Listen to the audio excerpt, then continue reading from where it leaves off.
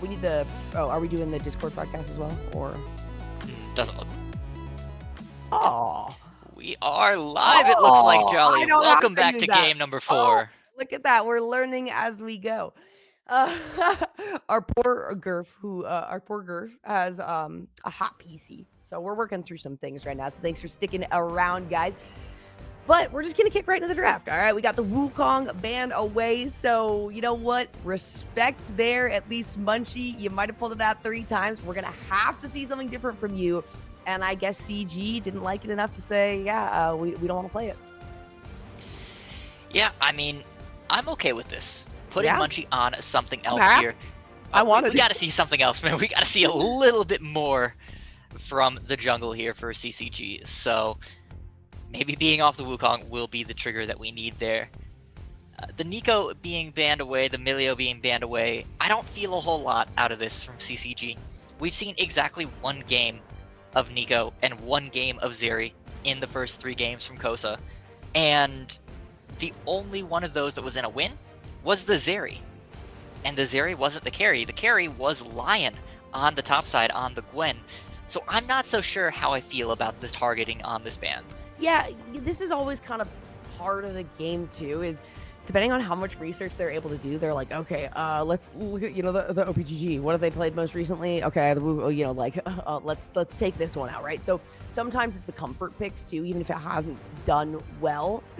That, or you also have to consider kind of some counter options, counter ability. So maybe there's something in mind, but it doesn't actually look like it because the first picks are going to be for the side of Cosa Gaming. It's going to be that Maokai locked in, so we get to talk about the Maokai again. and then, yeah, I love the Viego pickup, especially, I'm assuming this is going to go for Shocky, and it is just perfectly his style, right? The later the game goes, no matter how far behind the team is, if they are behind it all, Viego has this just innate ability to be like, all right, I'm at 2 items. I'm 0-4-3, but I'm going to make it through this entire team fight without dying. So a good pickup there, Aphelios and Karthus and Rakan.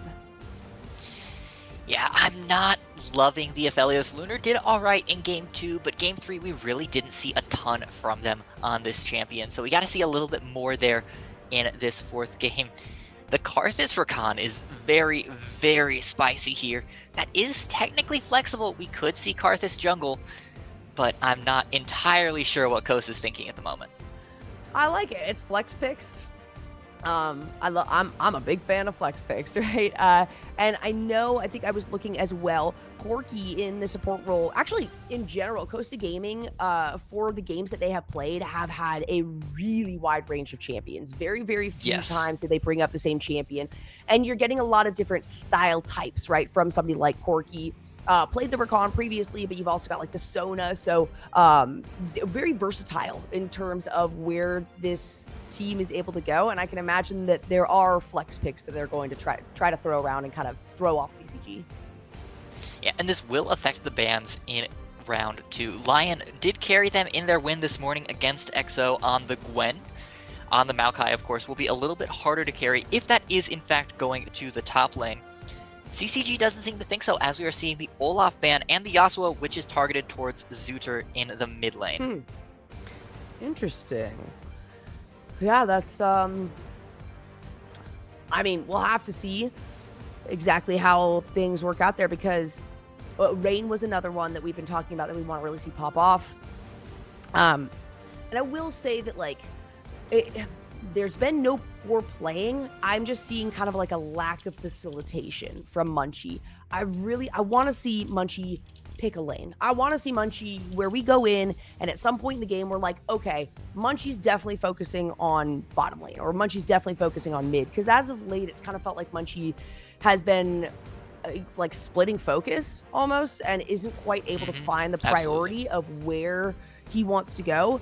I want them, after they make this composition, I would like for Munchie to be like, okay, I know exactly where I'm going. I know what my game plan is this time. And I would like for us to see that in the early parts of the game. Yeah, absolutely. Some cohesion, some direction, and that definitely falls both on team communications and on the coach here to be like, Munchie, you need to do this. You can't just float. You have to have decisions and intents with your play. Yeah. And it has felt like that's actually a good way to say it. It's felt like floating, just kind of blipping around the map, right? And you know, in the last game, the first 5-10 minutes, there were really good reaction times and response times, and it definitely felt like Munchie was focusing more towards the bottom, but then things just didn't work out well. And so because things didn't work out bottom, he's like, okay, now do I go to the mid? Now do I go to the top? You have to not only have the game plan, but have a fallback, right? You need a win con, but that can't be the only thing that you rely on. You need to understand, okay, if our win condition doesn't work out, this is what we're going to do instead. So that's another kind of thing that I want to see, right? Because it felt maybe, you know, as I said that, like I want him to have a drive towards a lane. It kind of felt like he did towards bottom, but there needs to be commitment to it. And even if you falter, there needs to be commitment to a plan B. Absolutely. As we see the final lock-in of the Aatrox here, big curveball from Cosa with the Yone Jax.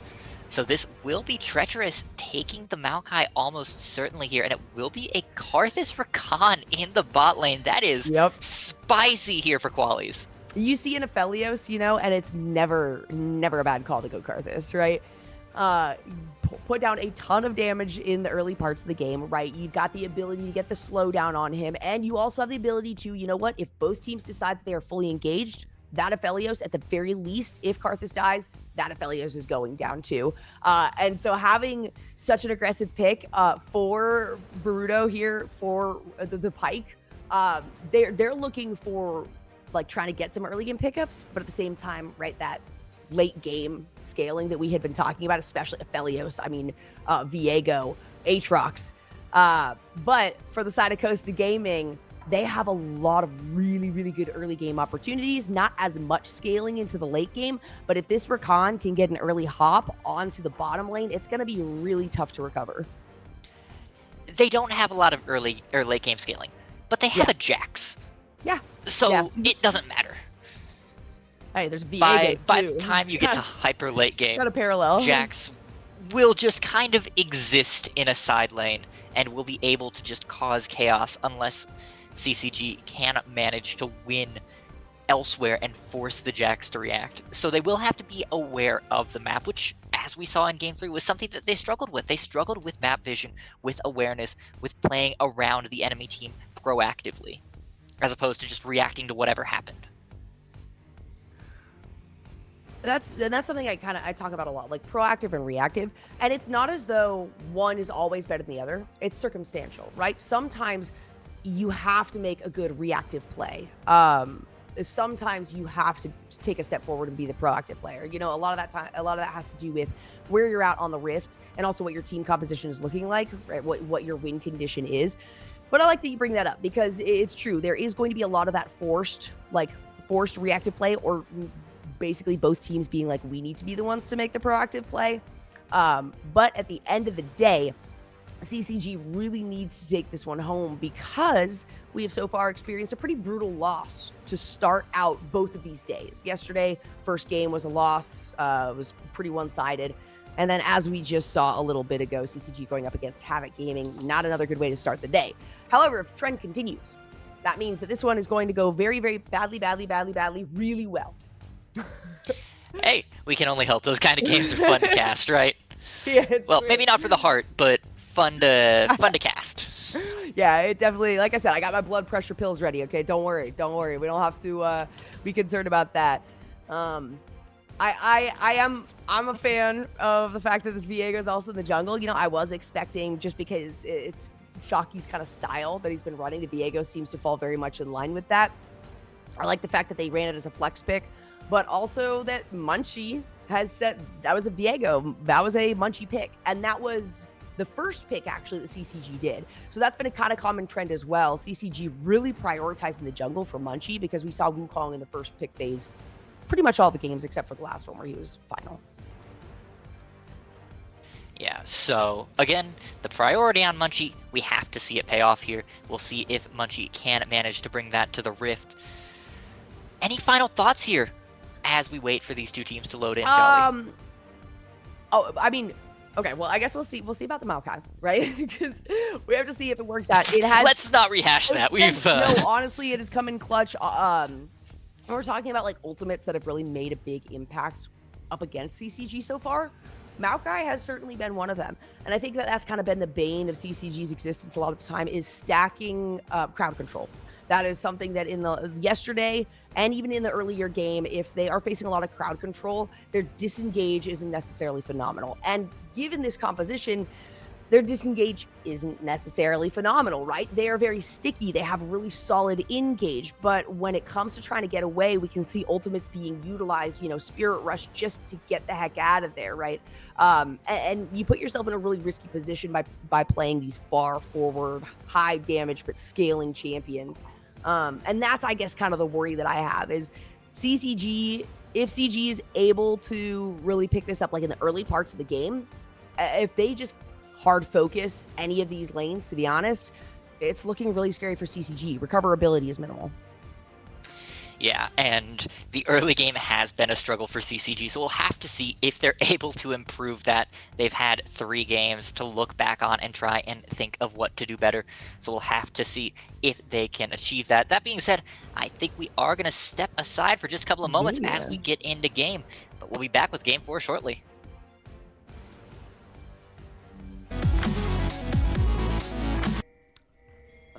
Okay. Also, not only are we back, not only are we in the game, but we got 144 capped frame rate. We're looking good for game number 2.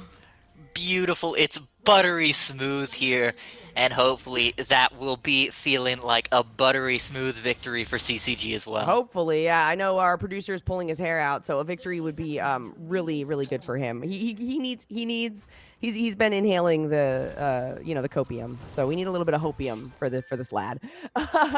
His computer was almost on no fire, kidding. but now it is not. So I think we're good.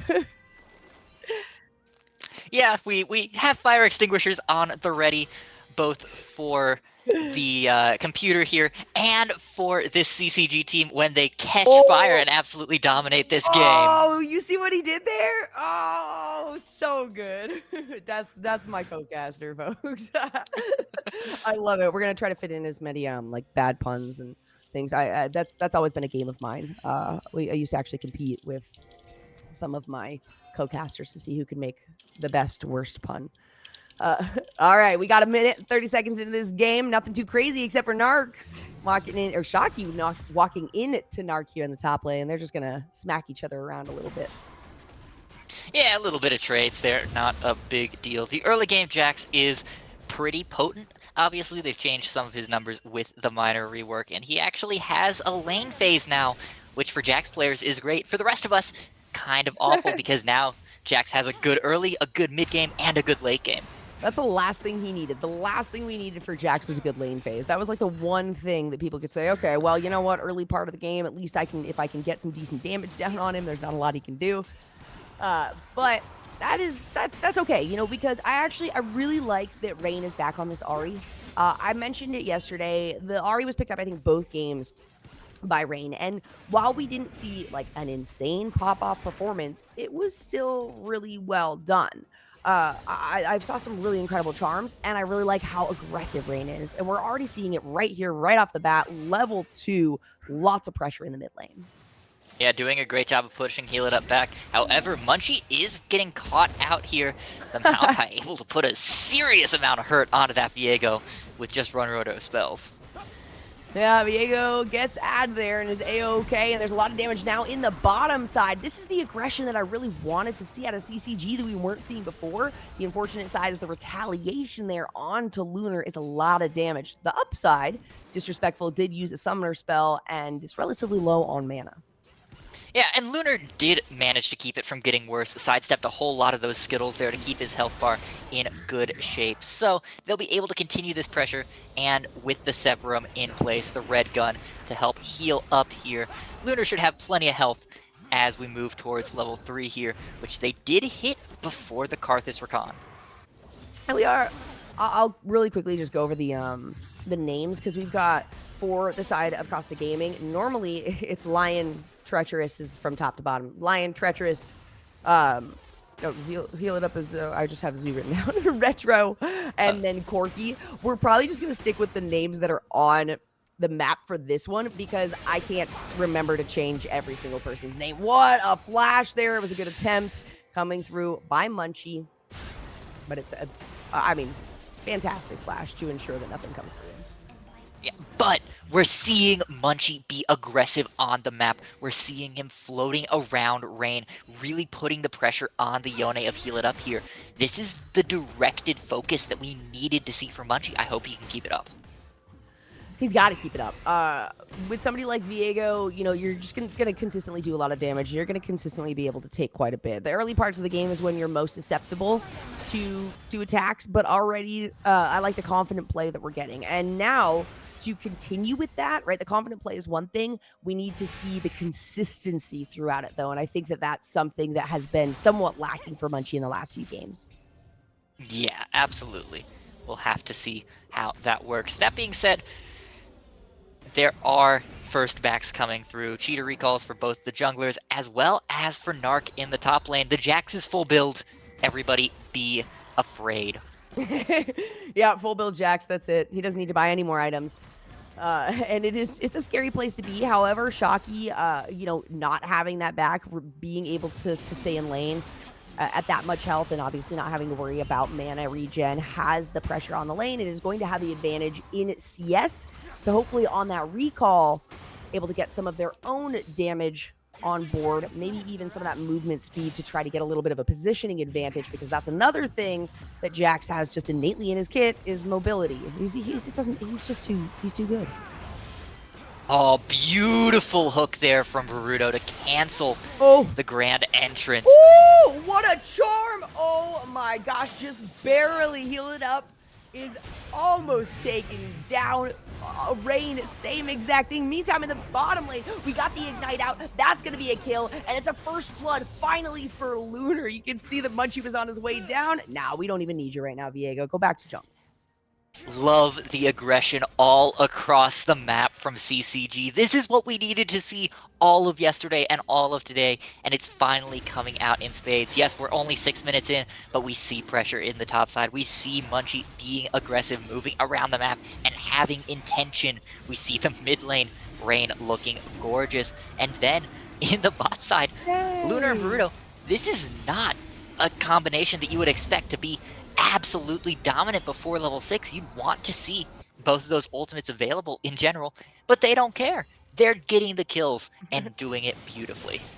Honestly, one of the biggest thing that shocks me is in the last 3 games, I don't think we've seen a first blood like pre 10, 15 minutes at all. So the fact that not only do we get an early first blood and this early aggression coming out of CCG, but it's in favor of CCG, whereas we've had to kind of see that recoverability or that comeback ability out of CCG in the previous games. So already off to a great start, like you said. And, you know, it feels like it doesn't say a lot, but 1,000 gold differential here at this point at only 7 minutes in the game is actually a pretty solid beginning. And when we're talking about, you know, being scared of that Jax later on, he's almost set behind 20 CS at just over 7 minutes. So Shocky doing a fantastic job here with no support. Yeah, I mean, Shocky has been a rock for this CCG team. At least was in day one. Yes, or the earlier game today was a little bit rough for Shocky, but coming back to form, taking control of this top lane feels good for them. Rain has to be a little bit careful as the Maokai is in the area. Always will be. Heal it up, trying to get some more damage down. Charm, does it land? It looked like maybe it did land there, actually. So some extra damage on to heal it up, but he's going to be able to sustain himself. He is a Yone. Good signs in all the lanes, though. We're now looking at like 1,500, and we're looking at an advantage in CS pretty much across the board. Yeah, top lane's doing great. The jungle's fairly even, and Munchie has had more pressure as we see, again, focusing around this mid lane, trying to keep Rain getting ahead, moving forward here. Great job by Munchie, and they've got objective control as well, which is a nice change of pace. They got the first Drake very early. They're working here, but Maokai looking for an engage on the bot side. He is. Disrespectful gets down so low. Lunar has to take the shot. He does. He goes forward. He flashes. He says, I'm in it to win it. Baruto is actually able to flash away from that one at the last moment as well. So a lot of summoners down, but you know what? At the end of the day, it is a positive fight from CCG, 2 for 1. Oh, Yeah, this is gold on Pike as, oh boy, Rain just barely off on that one. That would have been easily another kill lockdown. But Aphelios is up far. Hasn't even popped the Cole, by the way. This was an Aphelios that started Cole. That's a very defensive start, but still up 1100. The Pike getting some gold will be able to get those executes down and really start to be a factor in these team fights as we leave lane phase. This is really, really good for CCG as we move towards the end of lane phase. Oh yeah, look at Lunar's finally like, thank God, guys, I'm good. I got the Noon Quiver. I've got my full boots, right? The Cole is stacking up right now at 28. So this is a really good sign. You actually have Naruto able to buy some extra vision, right, to get some placement down, which we didn't really see at all in the last game. It is, of course, going to be immediately taken away, but good timing on that one. Naruto should be able to get the stun up. It's a beautiful E. Lunar in a tricky position, but completely evades that W coming out of Dad's Stealer. Hey, you know what? You can't have a better grand entrance than one that doesn't hit. Yeah, no kidding. The side steps there from CCG. This bot lane is playing out of their mind right now, and I love every minute of it. Every minute, and it's only been 10. It's only been 10 minutes, and we're already feeling real good. I am ecstatic about the way that CCG is currently playing. And we're looking at already like a 2.5, a 3K, almost gold lead at 10 minutes. That's actually really, really good coming out of this team. So it's up to now Cosa Gaming to figure out how to deal with the pressure and the aggression that CCG has been putting on.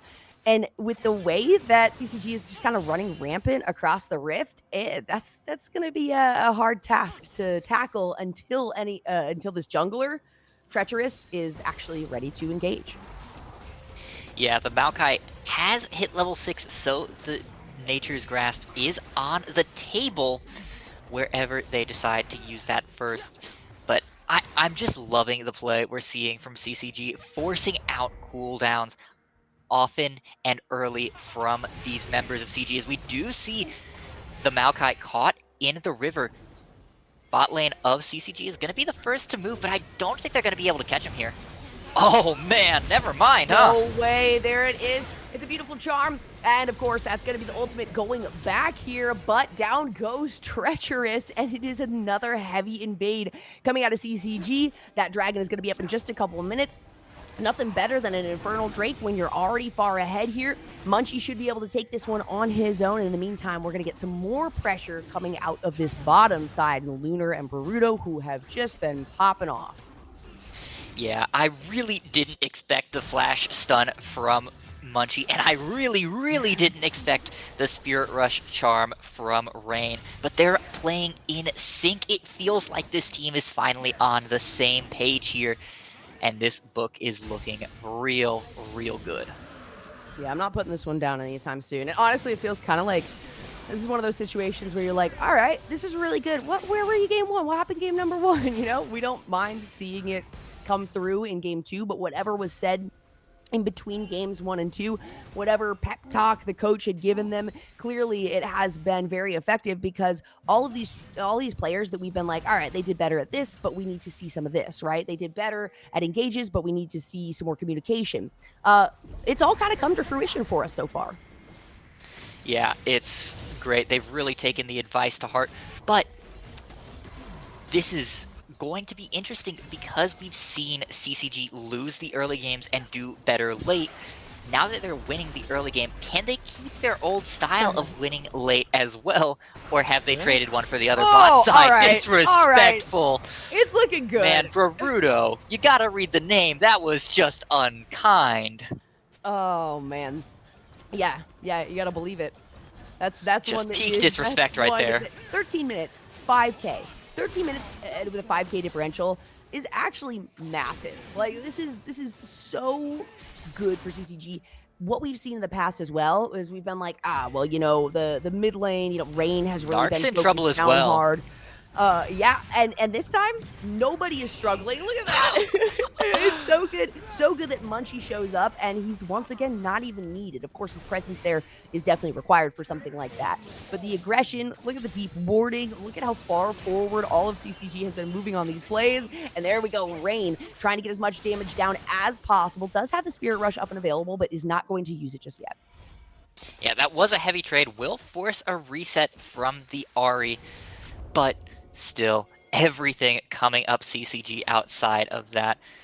We do see Cosa trying to move into the jungle here. They have numbers advantage, but with the gold leads that CCG has, I'm not sure if Cosa can really take this fight.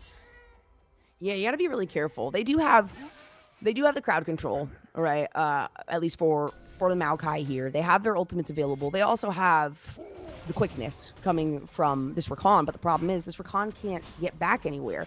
When you're talking about a Pyke going up against you with the potential not just to dash you out, but lock you down. I'm sorry, pull you in, but also lock you down. And then Lunar, who's already 2-1 and 2.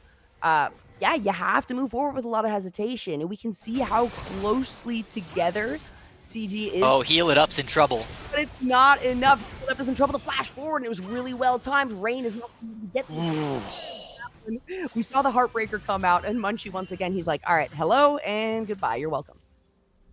Yeah, it really doesn't show on the scoreboard, but Munchie's ganks have been deliberate, they've been intentional, and they've been very, very effective. Even if the Viego isn't getting the kills or the assists here, still putting the thumb on the scales of these lanes really makes it easier for the laners, and this is the kind of play that we needed to see from Munchie throughout this qualifier.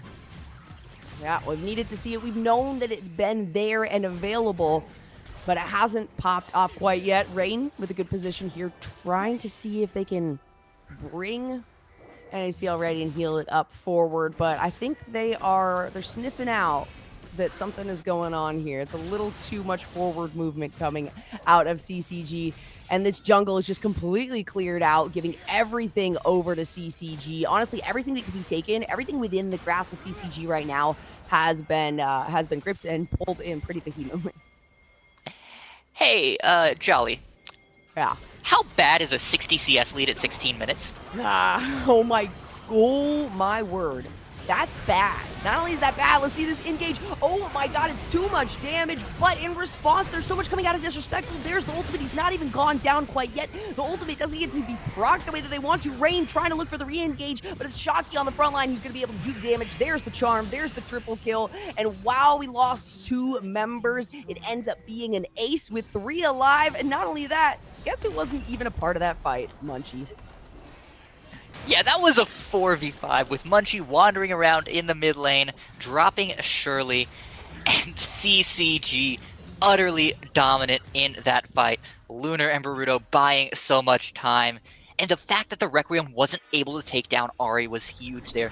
The charms, the extra threat of the damage coming out from Rain was just enough to give Shocky the space they needed. And now at 4-0-2 with a 70 CS lead, it only gets worse from here. It's less than 17 minutes in this game, and we're looking at a 9K gold differential here. When you have champions that are also scalers, right, which we obviously have here, Aatrox, Viego, Aphelios, and there's already almost a 10K gold lead this early in the game. This could not be, honestly, really couldn't be going much worse for CG, aside from the fact that they've been able to pick up a couple of kills, right? You got a 4-0-2 Aatrox now, though. 1-0-5 for the Ahri, right? The only people that have died is the bottom lane, and that's because they were ganked and pushed. And in fact, because Lunar flashed forward to ensure a kill while also ensuring his own death, right? They've been playing so aggressively, so confidently, and there's not a lot that can be done about it on the side of Costa Gaming.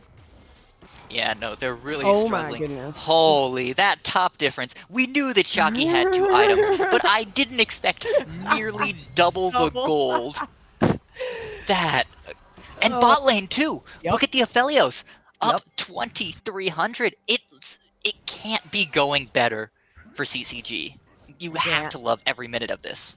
It's so good. And, you know, we were talking about the Jax, right? Oh, well, you know, no matter what, Jax is on the field. If Jax gets shut down early, there really isn't a ton that Jax can do, right? Disrespectful is going to be the target. He's got a flashback, just barely avoiding that hook coming out of Baruto. Shocky going to activate the ultimate. It's a big stun up and engage coming from Heal It Up. Down goes the ulti there, but his target was the support, and Shocky on the front side is able to pull the aggro from 3 members, stay alive, pick up a double kill, and allow the rest of the team to re-engage. Now it is up Nobody died to pick up a double kill, and it's a clean ace and pressure into No, I'm sorry. Baruto died.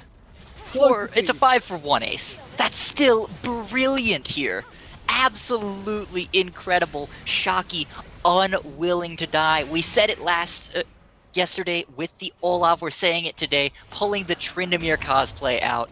Just looking incredible, keeping the team spaced out and giving their carries the space they needed to play the game their way. If you needed to turn the momentum around for day 2, this is absolutely the way to do it. It really is.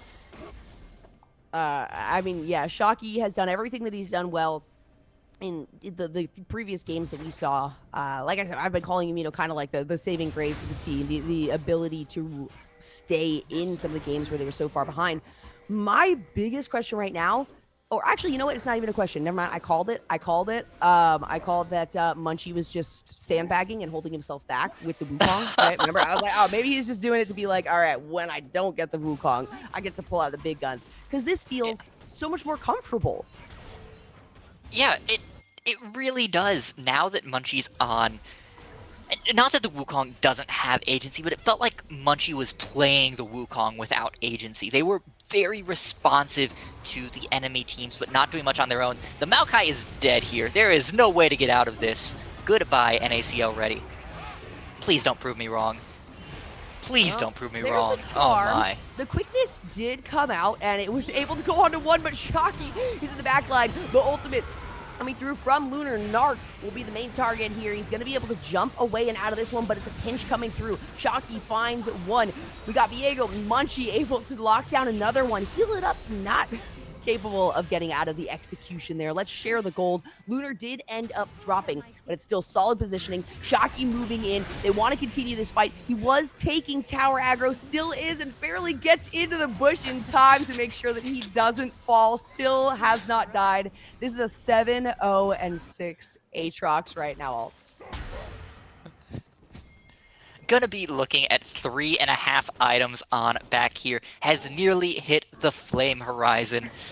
It is truly Shocky season right now. But everyone on the map is doing well. Yes, Lunar has 3 deaths, but those deaths have been in service of getting the team so far ahead. Yes, Munchie's only got 5 KP, but they have been where they've needed to be. They have been so impactful in these lanes, even if they're not the ones getting touches on these kills. And Rain has looked incredible. Outside of a few plays, we haven't really seen Rain step up so far this OQ, and now in this game, which is so important to CCG's continued hopes of making it out of the open qualifier, they're finally stepping up, and at 3-0-9 are looking incredible. This was necessary, right? Because when we're looking at the day and we're looking at how well CCG has done in the past, this is, you know, and the seeding for CCG, right?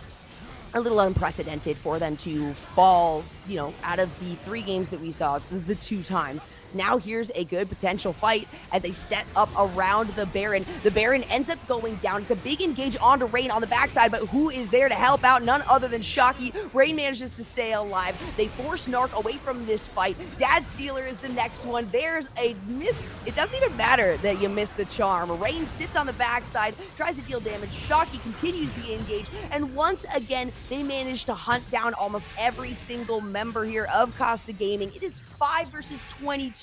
And the gold differential now is like 17,000 gold. This should be the end of the game at 22.5 minutes, probably sub 23. Look at how quickly these towers are going down. In fact, Munchie taking some tower aggro, more than okay with allowing this team to pad their stats a little bit more before they end the game, and they don't even manage to go down. Not a single member has been lost in this fight at the end, and the entire top side of the Rift, top, jungle, and mid lane, played that game with a perfect score. Nobody died. absolutely beautiful by CCG.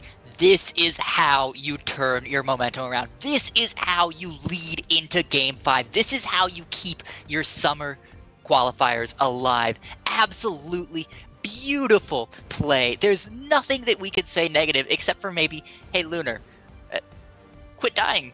You're 60% death participation. Just be better. Come on, man. Somebody had to die, right? Lunar did such a good job in that game. Lunar, honestly, it was Lunar, and then Boruto really popped off. And I gotta say, Boruto, it Absolutely. felt like was doing what he could in the 3 games that we've seen so far. But it felt kind of like he hadn't activated, right? He hadn't figured it all out. And I guess what we needed was this insanely aggressive bottom lane. And maybe part of that was that they saw the Karthus locked in. They're like, okay, we know kind of what's going to happen here, and we know how to counter it. But the confidence and their ability to really, I mean, find engages and be committed to them is something that we didn't fully see. We saw a bit of miscommunication. We saw a bit of lackluster commitment in the past. Not the case. Not the case here for Game 2 for the day.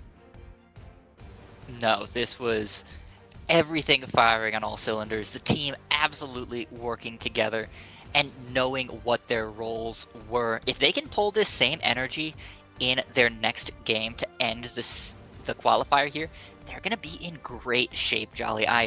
No notes from me. Yeah, no notes. Stick with it, right? Again, whatever pep talk happened in between games 1 and 2, just be like, ditto on that. Just say the same thing I said for the last one. Just do that. Do that once again.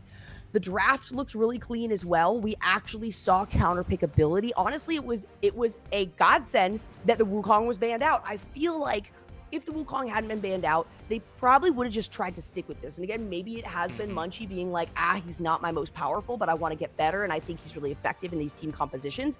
But by forcing CCG to take a step back and recalibrate what their win condition was, they landed on one, and then they were able to follow through on it.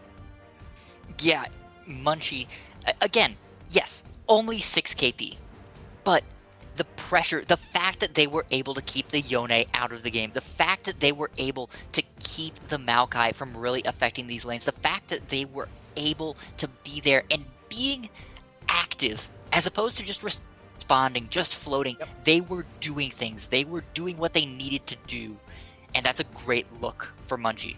A great look for Munchie, a great look for CCG.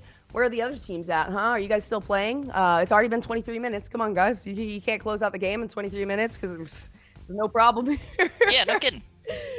Not what we were expecting from game number 2, especially after what felt like a pretty big slaughter against CCG in game number 1. But that means that we get to take another nice little break and look forward to the 3rd and final game of the day that we're going to see here.